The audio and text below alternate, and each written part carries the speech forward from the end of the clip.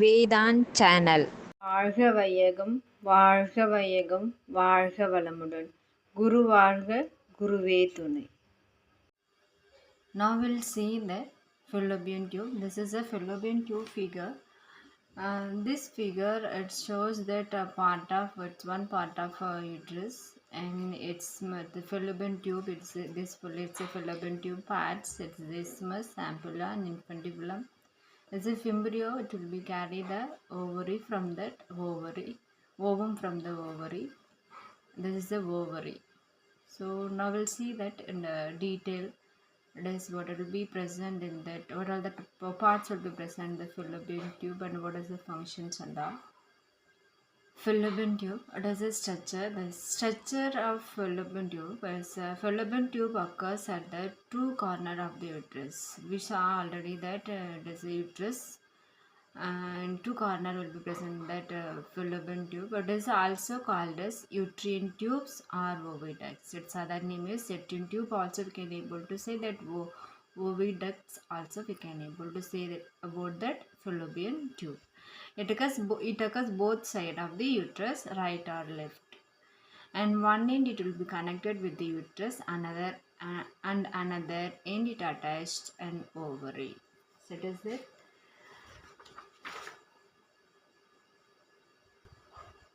It's one end. The fallopian tube it is attached in that. This is the uterus. It is attached with the uterus, and another end it will be connected with the ovary. It not connected. If embryo it will be connect with the ovary.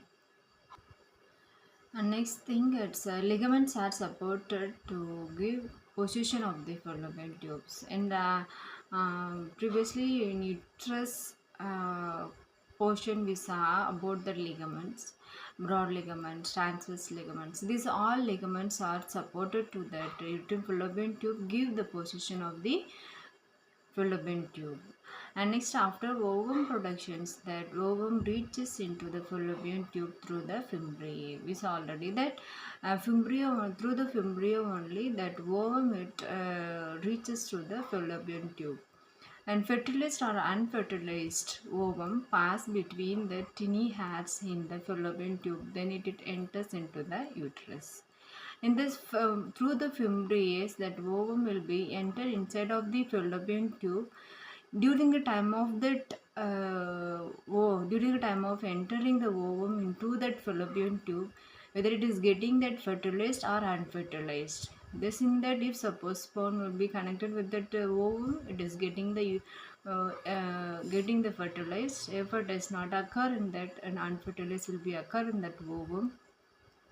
And next, if it is fertilized in that ovum, and through that tiny hairs means that it will be present in that fallopian tube. Through the tiny hairs it will be reaches to the uterus. If suppose the tiny hairs will not occur functionally proper, that in fertilized ovum it will be implanted that part of ampulla and isthmus part. So that in that, if suppose ampullate part it will be implanted, means that is ectopic, that we can able to say that ectopic pregnancy. It is the fertilized ovum formed a zygote stage. It reaches to the uterus unless its implant in that fallopian tube itself is called as ectopic or tubal pregnancies. What if fertilized ovum reaches in the uterus means that will be the it will be implanted in the uterus. So that normally it will be taken the fetus development till delivery it will be continuing the pregnancy. If suppose the fertilized ovum it will be implanted in the part of ampulla or infundibular part, any part, ampulla part mainly it will be occur, most of that ectopic pregnancy will be occur in that ampulla part only. So if suppose it will be occur in that ampulla part, that we can say that ampulla in the ectopic pregnancy will occur various parts, that we'll see later what all the type of ectopic pregnancy will be there. So in the now we will see that ampulla part ectopic pregnancy. This other than that fallopian tube, that tube will other than that uterus, that pregnancy will be taken means that it will say the ectopic and tubal pregnancy. And that fallopian tubes are its occur 10 centimeter long and 1 centimeter in diameter. The uterine tube is divided into four parts. Main part it will be divided into uterine tube is four part. That is that infundibulum, second one is ampulla, and third one is isthmus, and fourth one is interstitial parts. This is the four parts will be consist of the fallopian tubes. Now we will see that one by one the fallopian tube parts. This figure you can show this. This is the interstitial parts and this is isthmus part. I will show the different various colors. And this is that ampullate part. This is the most of that ectopic pregnancy will be occur in this ampulla part, and this is the infundibulums. These are the four main parts will be present in the fallopian tube. Now we'll see that one by one. First we'll see that infundibulum. It is a funnel shape in distal end of the uterine tube. What is that end? It will be end of the ovaries also will be connected. That is a funnel shape. It occur in the funnel shape.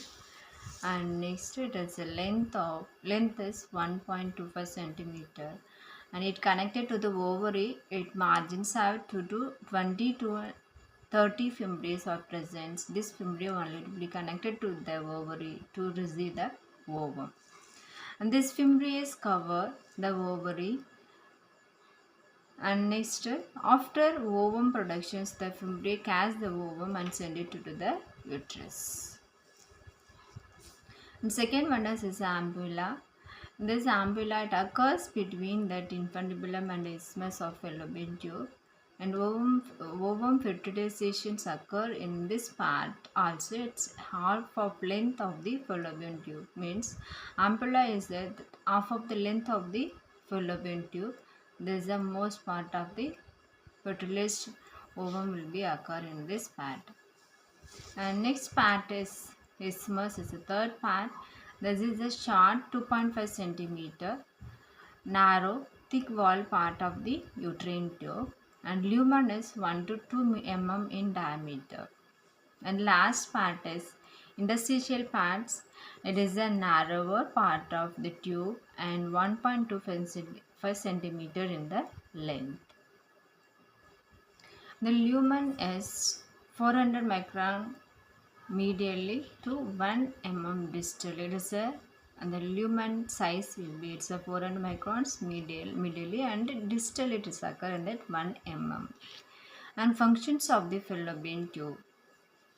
As a main function, it is transport of ovum from ovary to uterus by the peristalsis and mucosal ciliary functions. Peristaltic movements will be occur, and that's in between this, that is hairy, teeny hairy will be present in the fallopian tube. No, that will be taken the peristaltic movement, and mucosal ciliary functions will be occur in that between the teeny hairy of the fallopian tubes. Through that only that ovum will be getting that transferred from ovary to uterus. And next go for that transport of sperm. The same method will be transport of sperm also. And this fallopian tube it is occur in that fertilizations. Already I showed that I explained that fertilizations will be occur in that which part. It is the ampulla part. Now we will see that position of the fallopian tubes. The anteriorly, posteriorly and superiorly will be occur in that the peritoneal cavity and intestines. And laterally it will be occur in the side wall of the pelvis, and inferiorly it is the broad ligaments and ovaries, and medial is the uterus. And next is blood supply. It is uterine, from the uterine artery to ovarian artery receive the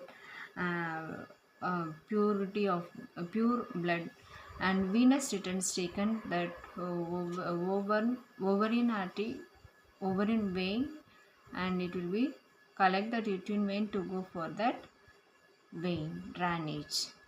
And next go for that lymphatic drainage. Lymphatic drainage it is occur in the lumbar glands. Next topic we'll see about that ovary. In that ovary, this is the image of the ovary. So we'll see that image of ovary says this is a blood vessels, and this one is the primordial follicles. Primordial follicles is the initial stage of the formation of the ovum. That is the primary follicle also. We can in this stage of primary follicle development stages. And next part is after primary follicles. Next part is the developing follicles. These are all the developing follicles. When it will be formulated in the secondary ovum, this part when it will be started to development of the secondary ovum will be started in that secondary follicles. Until that it will be occur in the primary follicles. In the primary follicles, after that developing follicle also we can able to say that during the time of formation of secondary ovum.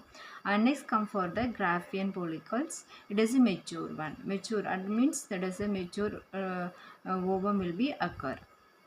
And next we will go to rupture of the follicles. After rupturing of the follicles, ovum will be productions will be occurs. Ovum productions will be occur. And next after that early this stage is the early corpus luteum stage, and this stage will be a corpus luteum will be development fully. And next it will be a corpus albicans. We can say this is a corpus albicans. This is the process of that ovum productions. This all process is the ovum productions. After that ovum productions, it will be occur in that formation of the corpus luteum and corpus albicans. Now it's introduction of the ovary. The ovary is present one on each side of the uterus. You saw that ovary to be present in each side of the uterus, and shape and size is almond and 3.5 centimeter length, 2 centimeter wide, and 1 centimeter thick. The ovarian cells is also called as follicles. We saw that follicles types stages also we saw that, and it continues to grow during the menstrual cycles. Day to day it will be increase the size, and due to it will be mature also. And on the middle of menstrual cycle, egg is released from these follicles. If suppose the mother is having that regular cycle of 25 to 30 days, that 25 days it will be occur in that the mother in between, that is the middle, that it is 12th day the mother will be occur in the release of the ovum. If suppose 28th day the mother, it's 28th day the mother will be having that menstrual cycle, normal regular will be there. In that time 14th day of the after menstrual cycle, 14th day the mother is having that ovum productions, or egg will be released from the follicles. Only one ovum produced in one side, and only at once or once a month. So if the ovum will be, the ovary will be present in that both the side of the uterus, but in that only one ovum will be produced in that 1 month one side. Another month it will be having that another side of ovary will be released the ovum. So both the side will not release that same month of the ovum, and then it carry on travel in the ovum carry on travel in that fallopian tube and other process, that is fertilize that is the fertilize the ovum, means it's taken implantations, otherwise it will be expelled with the menstrual cycle. If suppose the ovum after that ovum productions it will be carry by the fallopian tube. If it is getting fertilized, means it will implantations will be occur in that uterus, it will be continuing the pregnancy. Otherwise the ovum will be expelled with the menstrual blood. Then we'll see the structure of the ovum. Structure of the ovary. And that outer layer, it is a simple cuboidal epithelium or germinal epithelium. And inner layer is it formed by connective tissue capsule and that funicle albigania. These two parts will be present in that inner layer. And the content of ovary is divided into outer is cortex, inner is medulla, and ileum part. These three parts will be occur in that ovary part. In the cortex, it is the outer part of that layer of the ovary. The cortex, the parts contain numerous ovarian follicles in various stages of the development will be occur in the part of cortex.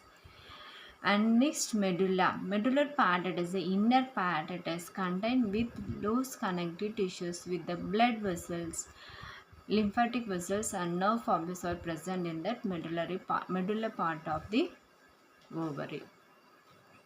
And next we'll see that functional unit. And in the functional unit of ovary is ovarian follicle, which is present in the cortex.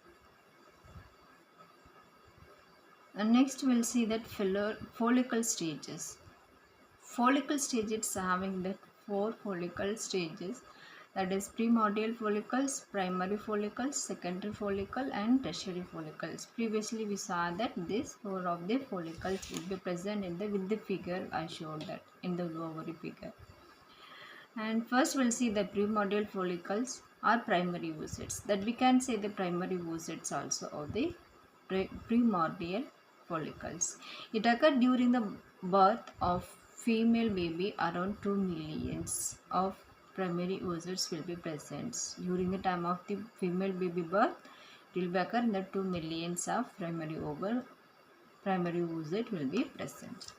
And primary follicles, around 20 primary follicles during in a menstrual cycles it will be occur.